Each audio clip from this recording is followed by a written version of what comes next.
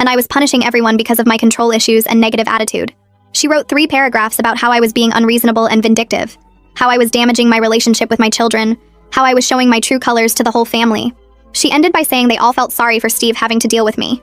I read the message twice, my hands shaking harder each time. Lisa found me in the bathroom 10 minutes later, sitting on the floor with tears running down my face.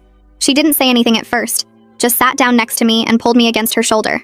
I told her hearing about how miserable my kids were in Hawaii hurt worse than I'd expected.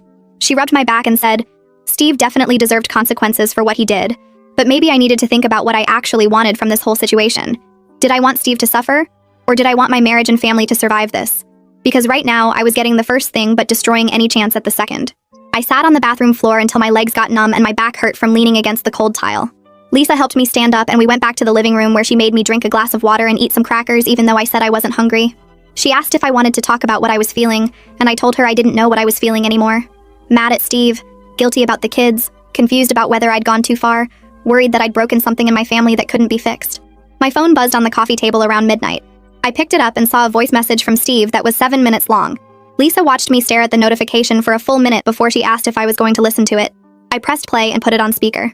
Steve's voice came through rough and tired like he'd been crying for hours.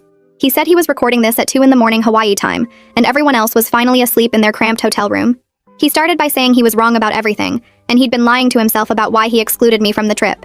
The unemployment thing had destroyed him more than he'd admitted to anyone, including himself. He felt worthless and small, and like he was failing as a husband and father every single day. Planning the Hawaii trip with his parents' money and credit card points had been his way of trying to feel important again, like he could still provide something big and special for his family. But instead of including me and being honest about his feelings, he'd convinced himself I was the problem, and the family would be better off without my negativity bringing everyone down. He admitted he'd poisoned the kids against me by telling them I didn't want to come because I was tired of them.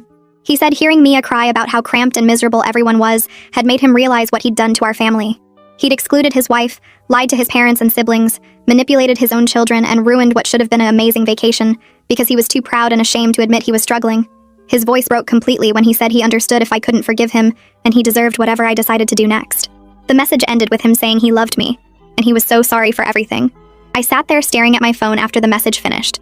Lisa asked what I was thinking, and I told her I had no idea if Steve meant any of that, or if he was just panicking because the vacation was a disaster and his family was seeing him fall apart. She said that was a fair question, and I needed to figure out what I actually wanted before I responded to him. We stayed up until 3 a.m. talking about my marriage. I told her